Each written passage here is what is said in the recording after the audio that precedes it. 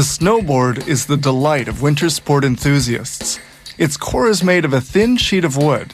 Various kinds of woods are used depending on the type of board being made. Bindings have to be firmly attached to the board. Holes are drilled for inserts to which bindings will be secured. A template allows the holes to be precisely drilled. Planing reduces the board to the required thickness. A thick board is obviously more rigid than a thin one. A shaping procedure refines the board's contours. At this point, the board is still perfectly flat with no curvature as yet. The boards are then stored upright to await the next step.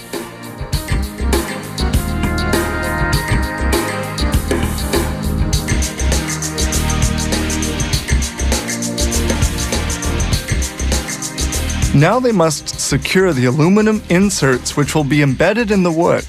This thin sheet of fiberglass will afford better support for the inserts. They will thus be more solid.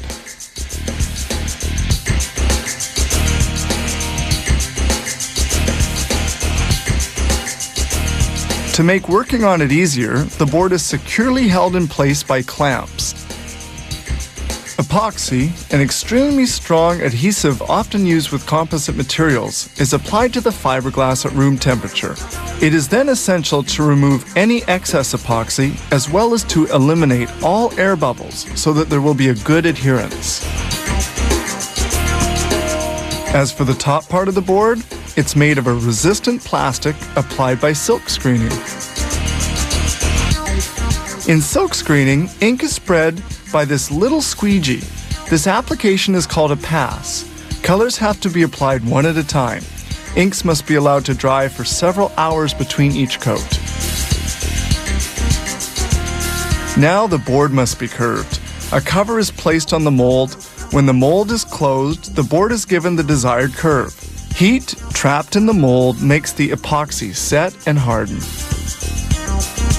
The board comes out of the mold and any excess epoxy and wood are removed by a bandsaw.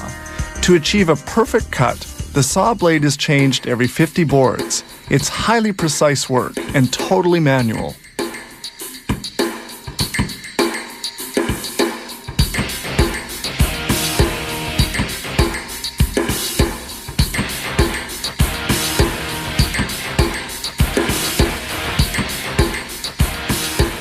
They apply, again by silk screening, another coat, then another color. This time, the red.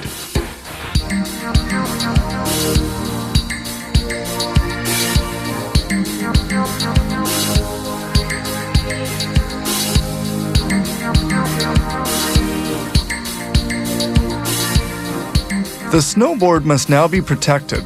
A protecting varnish flows as a thin curtain. The board passes beneath this curtain and then moves into a dryer for a 6-hour stay.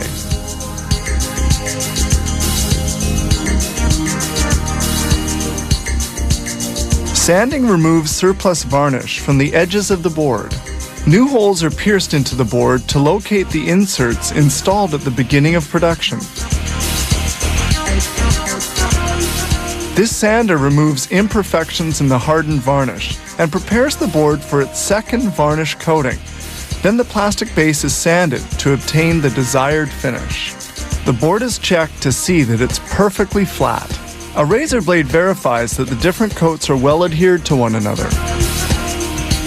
Certain boards get an engraved aluminum insert, a luxury touch. The board is finally now ready for action. This facility turns out over 500 snowboards per day in a range of some 30 different models.